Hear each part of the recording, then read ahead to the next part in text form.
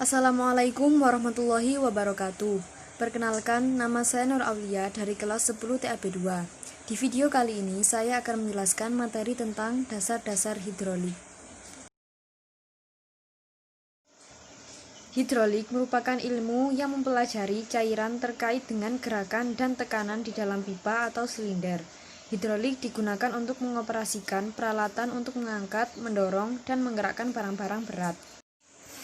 Ilmu hidrolik dibagi menjadi dua bidang besar. Yang pertama, hidrodinamik adalah ilmu yang mempelajari tentang pergerakan cairan. Contoh pemanfaatan hidrodinamik yaitu kincir air atau turbin dan turbo konverter. Yang kedua, hidrostatik adalah ilmu yang mempelajari tentang fisika bertekanan. Contoh pemanfaatan hidrostatik yaitu dongkrak hidrolik atau mesin pres hidrolik serta silinder berpengaras hidrolik. Pada alat hidrostatik, dorongan akibat cairan yang terjebak menyebabkan perpindahan tenaga. Jika cairan bergerak atau mengalir di sistem, maka akan terjadi gerakan pada sistem tersebut.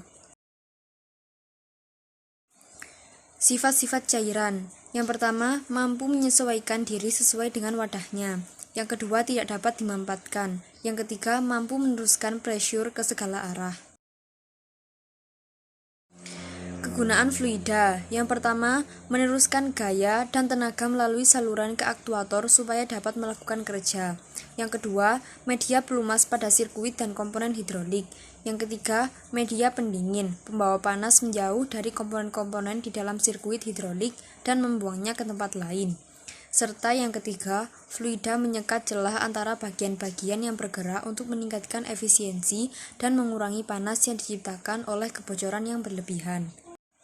Keunggulan tenaga fluida, yaitu yang pertama, kemampuan melipat gandakan gaya dan meneruskan tenaga. Yang kedua, gaya dengan mudah bisa diubah arahnya. Yang ketiga, alat pelindung bisa ditambahkan. Dan yang terakhir, kecepatan komponen mesin yang berbeda. Hukum Pascal menyatakan, tekanan yang diberikan pada fluida di ruang tertutup diteruskan secara merata ke segala arah, dengan gaya yang sama pada luasan area yang sama, tegak lurus terhadap bidang tersebut. Hubungan bidang yang menyebabkan gaya pada badan botol lebih besar dibandingkan leher botol. Gaya sama dengan pressure dikali area. Tekanan bisa berasal dari berat fluida itu sendiri, disebabkan oleh tekanan atmosfer dan tekanan dari tangki yang dibuat bertekanan. Aliran adalah gerakan fluida selama jumlah waktu tertentu. Aliran dibagi menjadi dua, yaitu aliran laminar. Aliran pada sistem hidrolik yang merupakan perpindahan fluida dengan lancar dari satu titik ke titik lain. Yang kedua, aliran turbulen, tidak beraturan.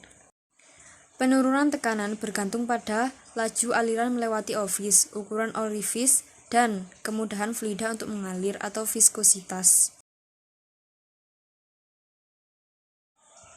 Hukum Bernoulli yaitu jika aliran meningkat, tekanan menurun. Sebaliknya, jika aliran turun, tekanan meningkat. Untuk melakukan pekerjaan hidrolik diperlukan aliran dan tekanan. Tekanan hidrolik menghasilkan dorongan dan aliran menghasilkan tekanan.